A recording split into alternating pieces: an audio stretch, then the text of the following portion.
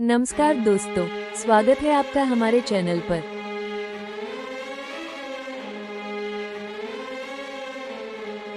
यहाँ हम आपके लिए लाते हैं बेहतरीन किताबों के सार, ताकि आप कम समय में गहरी सीख ले सके और उन्हें अपनी जिंदगी में लागू कर सके। आज का हमारा विषय है आई महाभारत जीवन सूत्र। आई महाभारत से मैनेजमेंट और लाइफ लेसन। महाभारत केवल धर्म ग्रंथ ही नहीं, बल्कि यह जीवन प्रबंधन, नेतृत्व और रिश्तों का सबसे बड़ा शास्त्र है। इसमें छिपे हैं हजारों साल पुराने ऐसे सूत्र जो आज भी उतने ही उपयोगी हैं। आइए हम महाभारत को एक अलग दृष्टिकोण से देखें। भाग 1 आई महाभारत की पृष्ठभूमि आई, जिसे दुनिया का सबसे बड़ा महाकाव्य कहा जाता है। लेकिन क्या आप जानते हैं कि यह सिर्फ कुरुक्षेत्र का युद्ध नहीं था? ये था धर्म और अधर्म, न्याय और अन्याय तथा जीवन के सही मूल्य का युद्ध।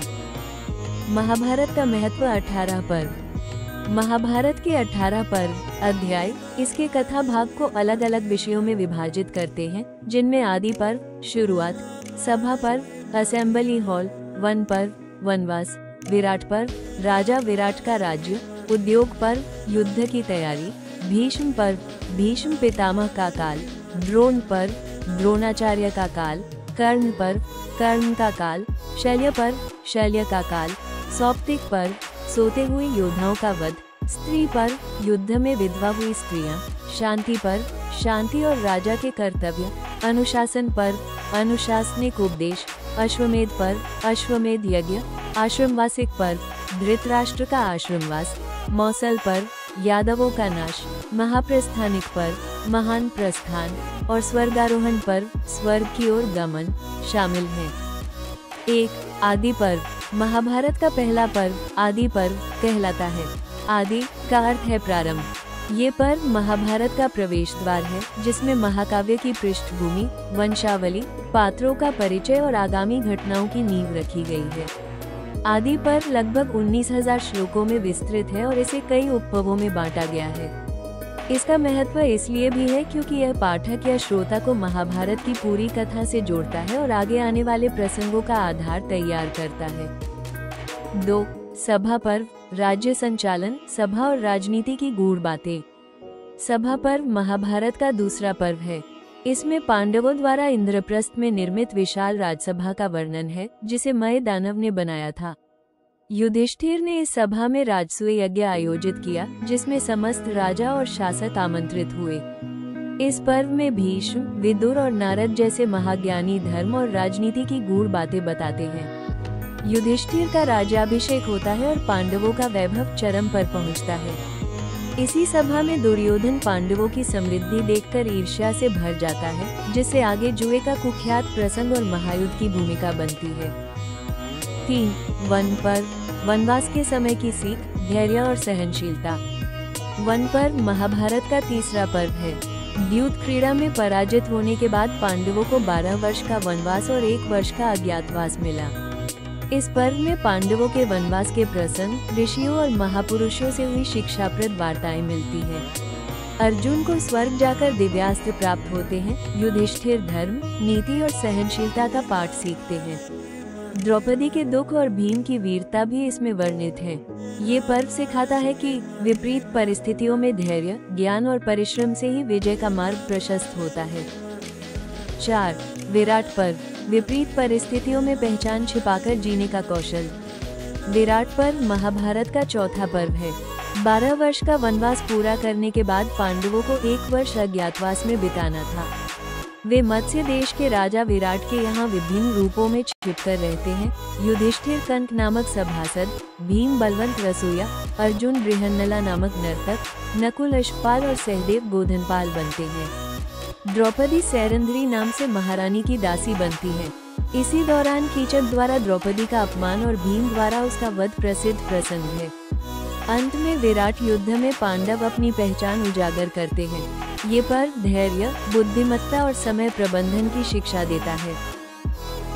5 उद्योग पर्व युद्ध पूर्व कूटनीति और दूत कार्य। उद्योग पर्व महाभारत का 5वां पर्व है। इसमें कुरुक्षेत्र युद्ध से पहले शांति और समझौते की अंतिम कोशिशों का वर्णन है। पांडव अपना राज्य वापस मांगते हैं, किंतु दुर्योधन एक सुई की नोक बराबर भूमि देने से भी इनकार कर देता है। श्री कृष्ण पांडवों की ओर से हस्तिनापुर दूत बनकर जाते हैं और धर्म, न्याय तथा शांति का संदेश देते हैं, परंतु दुर्योधन उनका अपमान कर उन्हें बंदी बनाने का प्रयास करता है। कृष्ण अपना विराट रूप दिखाते हैं। ये पर्व सिखाता है कि जब अहंकार और अन्याय बढ़ जाए तब धर्मयुद्ध अपरिहार्य हो जाता है। 6. भीष्म पर्व, धर्मयुद्ध का प्रारंभ और गीता का अमूल्य उपदेश। भीष्म पर्व महाभारत का छठा पर्व है। इसमें कुरुक्षेत्र युद्ध का आरंभ और भीष्म पितामह का सेनापति बनना वर्णित है। इस पर्व का सबसे महत्वपूर्ण भाग है श्रीमद् भगवद गीता, जो भगवान श्री कृष्ण ने अर्जुन को उपदेश स्वरूप दी। गीता में कर्म, भक्ति और ज्ञान का गहन दर्शन मिलता है। अर्जुन जब मोह और शंका में पड़ते हैं, तब कृष्ण उन्हें धर्म और कर्तव्य का मार्ग दिखाते हैं। भीष्म अपने धर्म और प्रतिज्ञा का पालन करते हुए कौरवों की ओर से युद्ध करते हैं। ये पर्व सिखाता है कि सत्य और धर्म के मार्ग पर चलना ही जीवन का सर्वोच्च कर्तव्य है। 7. द्रोण पर्व, नेतृत्व, संगठन और रणनीति का महत्व। द्रोण पर्व महाभारत का 7वां पर्व है। भीष्म पितामह के बाणशैया पर गिरने के बाद आचार्य द्रोण कौरव सेना के सेनापति बने। उनके नेतृत्व में युद्ध और भीषण हो गया। इस पर्व में कई महान योद्धाओं का वध हुआ, जैसे अभिमन्यु का चक्रव्यूह में शौर्यपूर्ण बलिदान।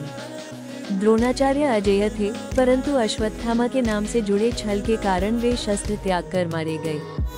ये पर्व सिखाता है कि युद्ध में केवल शक्ति ही नहीं, बल्कि नीति और रणनीति भी निर्णायक भूमिका निभाती है।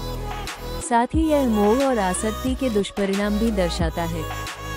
8. कर्ण पर्व, कर्तव्यनिष्ठा और दानवीरता की शिक्षा।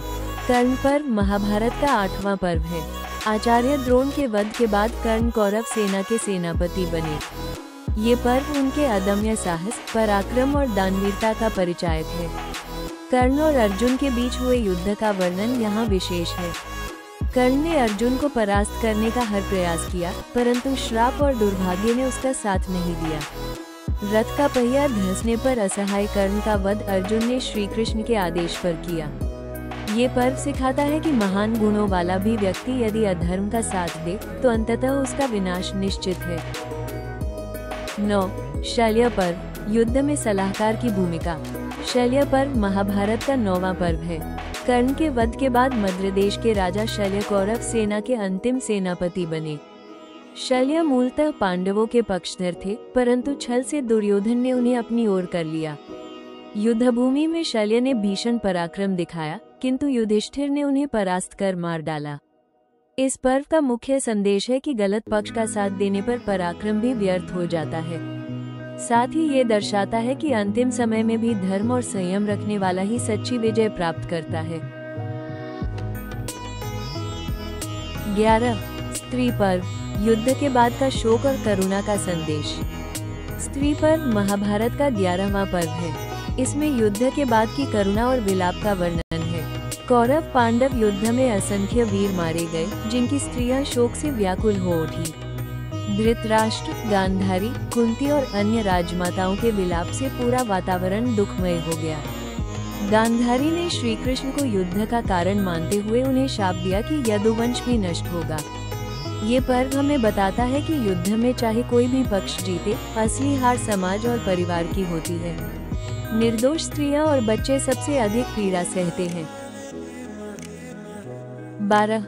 शांति पर्व, शासन, धर्म और नीति का आदर्श मार्ग। शांति पर्व महाभारत का 12वां पर्व है। युद्ध के बाद युधिष्ठिर राज्याभिषेक तो कर लेते हैं, परंतु अपनों के वध से दुखी होकर वे राजपद त्यागने का विचार करते हैं। तब भीष्म पितामह बाणशैया पर लेटे हुए उन्हें धर्म, नीति और राजधर्म का गहन उपदेश देते हैं। वे बताते हैं कि शांति और न्याय के बिना राज्य की स्थिरता असंभव है। इस पर्व में जीवन प्रबंधन, सदाचार, तपस्या और शांति का महत्व स्पष्ट किया गया है। ये पर्व हमें सिखाता है कि सच्चा नेतृत्व वही है जो धर्म और न्याय पर आधारित हो। 13. अनुशासन पर्व, आचरण, नैतिकता और धर्मनिष्ठा की शिक्षा। अनुशासन पर्व महाभारत का 13वां पर्व है। इसमें भीष्म पितामह बाणशैया पर लेटे हुए युधिष्ठिर को धर्म, नीति और आचरण के नियम समझाते हैं। वे दान, तपस्या, अहिंसा, व्रत, गुरु सेवा और स्त्री सम्मान का महत्व बताते हैं। इस पर्व में धर्मराज युधिष्ठिर को शासन और समाज के लिए आचरण की मर्यादाएं सिखाई जाती हैं। साथ ही जीवों पर दया, सत्यवादिता और आत्मसंयम को सर्वोच्च धर्म कहा गया है। अनुशासन पर्व ये संदेश देता है कि व्यक्ति का जीवन तभी सफल है जब वो अनुशासन और नैतिक मूल्यों के मार्ग पर चलता है। 14. अश्वमेध पर्व, विजय के बाद राज्य विस्तार और जिम्मेदारी। अश्वमेध पर्व महाभारत का 14वां पर्व है। युद्ध समाप्त होने के बाद युधिष्ठिर का राजसूय और अश्वमेध यज्ञ आयोजित किया गया ताकि समस्त राष्ट्र एक शासन के अधीन होकर स्थिरता प्राप्त कर सके। इस पर्व में युधिष्ठिर की मानसिक पीड़ा और उनकी जिम्मेदारियों का चित्रण मिलता है। अर्जुन घोड़े के साथ विभिन्न राज्यों में जाकर युद्ध करता है और विजयी होकर लौटता है। अंततः यज्ञ संपन्न होता है और युधिष्ठिर धर्मसम्मत सम्राट घोषित होते हैं। ये पर्व सिखाता है कि विजय के बाद सबसे बड़ी जिम्मेदारी होती है धर्म, न्याय और करुणा के साथ प्रजा का पालन करना। 15. आश्रमवासिक पर्व, जीवन के अंतिम चरण की साधना। आश्रमवासिक पर्व महाभारत का 15वां पर्व है। इसमें वृद्ध धृतराष्ट्र, गांधारी, कुंती और विदुर राज्य त्याग कर वन में तपस्या करने चले जाते हैं।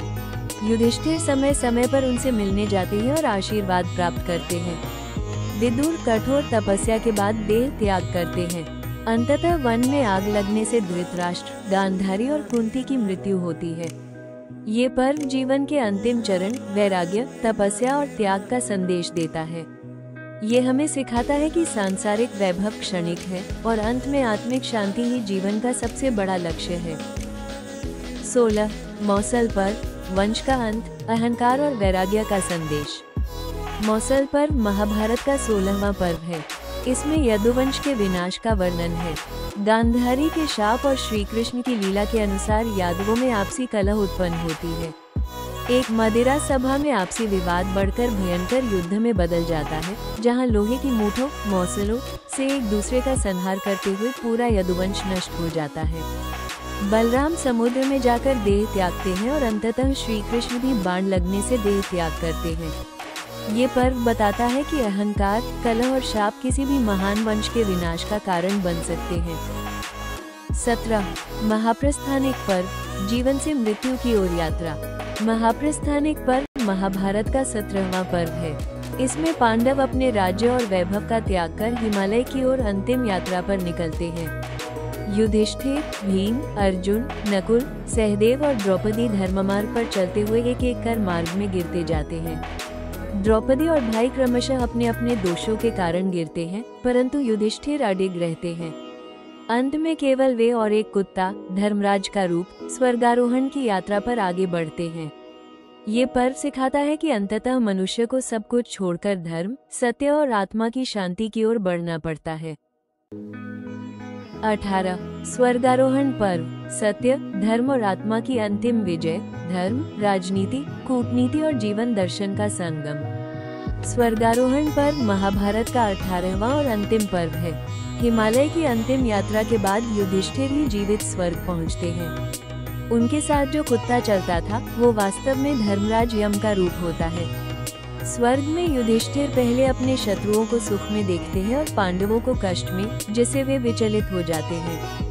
तब देवता प्रकट होकर उन्हें सच्चाई बताते हैं कि यह सब उनकी परीक्षा थी। अंततः पांडव और द्रौपदी स्वर्ग प्राप्त करते हैं। ये पर्व सिखाता है कि धर्म, सत्य और धैर्य का पालन करने वाला अंततः मोक्ष और परम शांति प्राप्त करता है। कुरुक्षेत्र युद्ध सिर्फ दो परिवारों का झगड़ा नहीं, बल्कि जीवन प्रबंधन और मूल्य का युद्ध था। सबक, हर संगठन, परिवार और समाज में जब जब मूल्य टूटते हैं, तब संघर्ष जन्म लेता है।